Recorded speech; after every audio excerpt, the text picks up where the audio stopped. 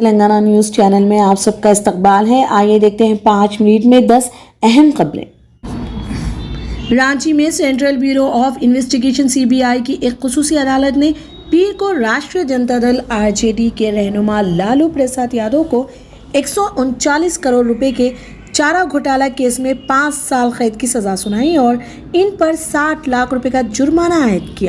RJD سپریمو کو اس معاملے میں 15 فروری کو مجرم قرار دیا گیا تھا اور سزا کی مقدار آج سنائی جانی تھی۔ یادو کو CBI عدالت نے ڈورنڈا خزانے سے 139.35 کروڑ روپے کی غیر قانونی نکالنے کا قصوروار پایا ہے۔ جاری حجاب تنازع مرکزی وزیر داخلہ امت شاہ نے کہا کہ ان کا ماننا ہے کہ تمام طالب علموں کو چاہیے ان کا مذہب کوئی بھی ہو اسکولوں اور کالجوں کی طرف سے تجویز کردہ ڈریس کوڈ کو ماننا چاہیے۔ CNN نیوز 18 کو ایک خصوصی انٹرویو میں شاہ نے کہا، یہ میرا ذاتی عقیدہ ہے کہ تمام مذاہب کے لوگوں کو اسکول کے ڈریس کوڈ کو قبول کرنا چاہیے اور یہ معاملہ اب عدالت میں ہے اور عدالت اس معاملے پر اپنی سماعت کر رہی ہے۔ جو بھی ہو فیصلے پر سب کو عمل کرنا چاہیے۔ کرناٹک کے بہت سے حصوں میں نوجوان خواتین اور لڑکیوں کو ہفتے کے روز اسکولوں اور کالجوں میں داخل ہونے کی اجازت نہیں دی گئی تھی کیونکہ وہ عدالتی حکم کے باوجود حجاب پہن کر پہنچی تھی، کیونکہ تقریباً 15 دن قبل اس کے بھڑک اٹھنے کے بعد یہ مسئلہ کم ہونے کے کوئی آثار نہیں دکھائی دے رہا تھا۔ حکومت 1-2 روز کے لیے ادارے بند کر دے گی۔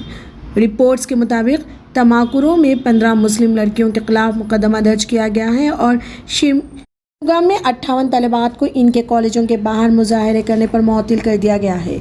حجاب پر احتجاج 4 فروری کو کرناٹک کے اڈپی ضلع کے گورنمنٹ گرلز PU کالج میں شروع ہوا، جب کچھ طالبات نے الزام لگایا کہ انہیں کلاسوں میں جانے سے روک دیا گیا ہے۔ آندھرا پردیش کے وزیر برائے صنعت و انفارمیشن ٹیکنالوجی میکاوتی گوتم ریڈی کا پیر کو دل کا دورہ پڑنے سے انتقال ہو گیا ہے۔ وزیر اپنے گھر پر گر گئے اور انہیں اپولو ہسپتال جوبلی ہلز لے جایا گیا، جہاں انہیں مردہ قرار دے دیا گیا۔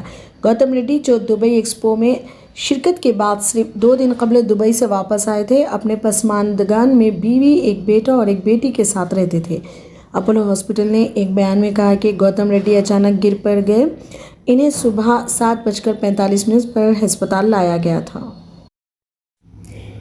بنگلور میں ایک بہت بڑا احتجاجی مارچ نکالا گیا، جس میں یہ مطالبہ کیا گیا کہ کرناٹک کے ایک ضلعی جج جس نے رائچور میں یوم جمہوریہ پر مہاتما گاندھی کی تصویر کے ساتھ BR امبیڈکر کی تصویر لگانے پر اعتراض کیا تھا، آنند راؤ سرکل فلائی اوور کو روک دیا۔ چیف منسٹر بسوراج بومائی کو فریڈم پارک میں مظاہرین سے ملنے پر مجبور کیا۔ ان کے میمورنڈم کو قبول کرتے ہوئے بومائی نے ان کے مطالبات کو متعلقہ لوگوں تک پہنچانے کا وعدہ کیا۔ CM بومائی کی پارک میں مظاہرین سے ملاقات اپنے آپ میں غیر معمولی تھی۔ احتجاج کے مظاہر میں لوگوں کا ایک سمندر دکھایا گیا جو کرناٹک دلت سنگھرش کے نیلے جھنڈوں کے ساتھ ساتھ SDPI کے کچھ جھنڈے بھی اٹھائے ہوئے ہیں۔ Ahmedabad high speed rail project Mumbai اور احمد آباد شہروں کو جوڑنے والا آنے والا ہائی اسپیڈ ریل پروجیکٹ، جو کہ ملک کا پہلا بلٹ ٹرین پروجیکٹ بھی ہے، حکومت کی اولین ترجیح ہے۔ حال ہی میں وزیر اعظم نریندر مودی نے کہا کہ آنے والا Ahmedabad Mumbai high speed rail project ملک کی ضرورت ہے اور اس سے ممبئی کی شناخت خواہوں کے شہر کے طور پر مضبوط ہوگی۔ وزیر اعظم نے مزید کہا کہ اس بلٹ ٹرین منصوبے کو تیزی سے مکمل کرنا حکومت کی ترجیح ہے۔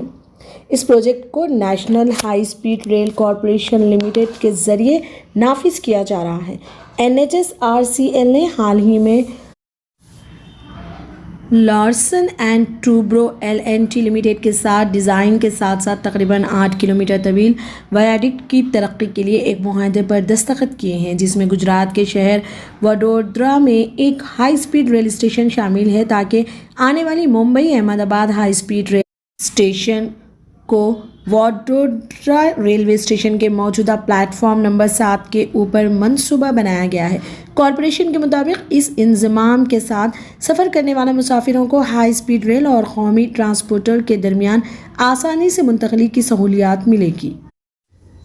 انفورسمنٹ ڈائریکٹوریٹ ED نے پیر کے روز ممبئی میں انڈیا بلز فائنانس سینٹر پر چھاپے مارے۔ ED کی تلاش ایک انفورسمنٹ کیس انفارمیشن رپورٹ کی بنیاد پر ہے جو انفورسمنٹ ڈائریکٹوریٹ نے منی لانڈرنگ کی روک تھام ایکٹ 2002 کے تحت انڈیا بلز ہاؤسنگ پر پروموٹر سمیر گہلاوت اور کچھ دیگر متعلقہ کمپنیوں اور افراد کے خلاف درج کی ہے۔ اپریل 2021 میں ای ڈی نے انڈیا بلز ہاؤسنگ اور اس کے پروموٹرز کے خلاف مقدمہ درج کیا تھا۔ ای ڈی نے پالگھر ایف آئی آر کی بنیاد پر ایک کیس درج کیا تھا جس میں کہا گیا ہے کہ کمپنی نے پیسے چوری کیے اور بڑھتی ہوئی قیمت کے لیے اپنے ہی حصص میں سرمایہ کاری کی۔ ایف آئی آر میں شکایت کنندہ نے ریل اسٹیٹ کمپنیوں کا ذکر کیا جنہوں نے انڈیا بلز سے قرض لیا تھا اور پیسہ انڈیا بلز ہاؤسنگ شیئرز میں واپس کیا تھا۔ کانگریس پارٹی نے پیر 21 فروری کو تلنگانہ راشٹر سمیتی TRS کے سربراہ اور تلنگانہ کے چیف منسٹر کے چندرشیکھر راؤ بی جے پی مخالف محاذ پر رد عمل ظاہر کیا۔ تلنگانہ کانگریس کے سربراہ اور رکن پارلیمنٹ ریونت ریڈی نے KCR پر تنقید کرتے ہوئے کہا کہ ان پر بھروسہ نہیں کیا جا سکتا۔ انہوں نے کہا کہ KCR جھوٹ بول رہے ہیں، وہ مودی سپاری گینگ کا رکن ہے۔ تلنگانہ کے وزیر اعلیٰ اتوار کو ممبئی کے لیے روانہ ہوئے اور مہاراشٹر کے وزیر اعلیٰ ادھو ٹھاکرے اور نیشنلسٹ کانگریس پارٹی NCP کے صدر شرد پوار سے ملاقات کی۔ اس تناظر میں MP ریونت ریڈی نے تلنگانہ کے وزیر اعلیٰ کو نشانہ بنایا اور کہا وہ صرف ان جماعتوں کو نشانہ بنا رہے ہیں جو پہلے سے ہی متحدہ ترقی پسند اتحاد UPA کی شراکت دار ہیں۔ وہ کانگریس کو کمزور کرنے اور قومی جمہوری اتحاد کو مضبوط کرنے کے لیے UPA کو توڑنے کی کوشش کر رہے ہیں۔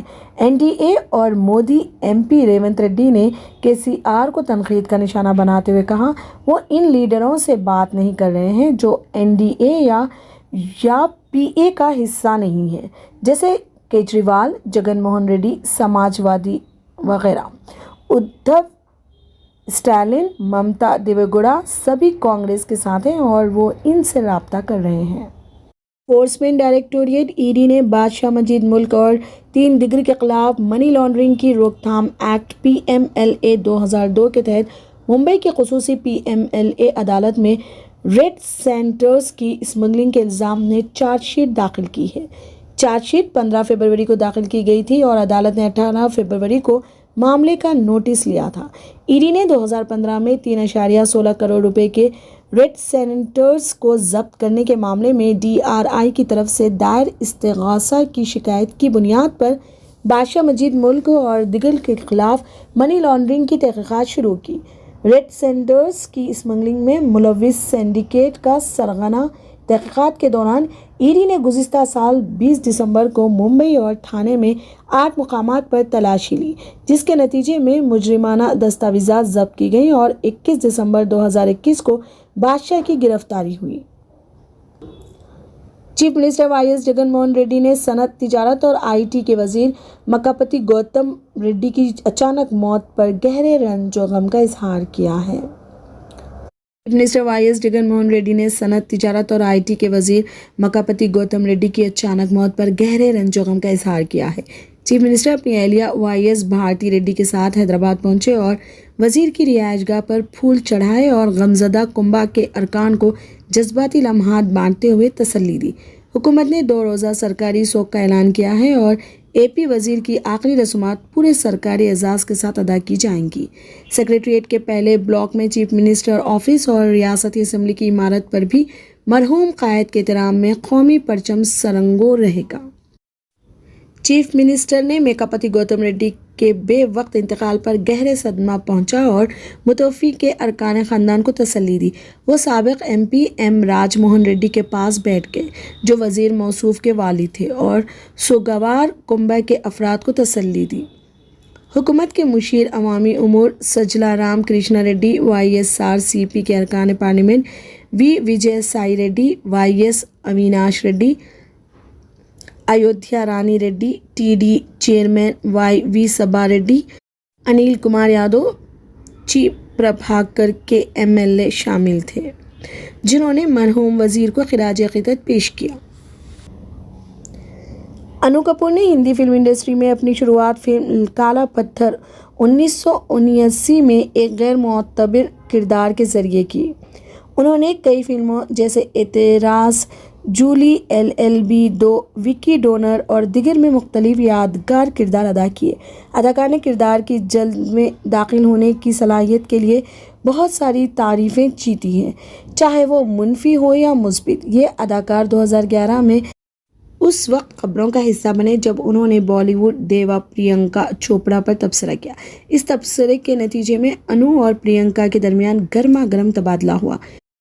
انو اور پرینکا نے اعتراض میں کام کیا تھا۔ دونوں کو دوبارہ فلم سات خون معاف میں کام کرنے کا موقع ملا۔ سات خون معاف رسکن بانڈ کی کتاب سوازنا کے ساتھ شوہروں پر مبنی تھی۔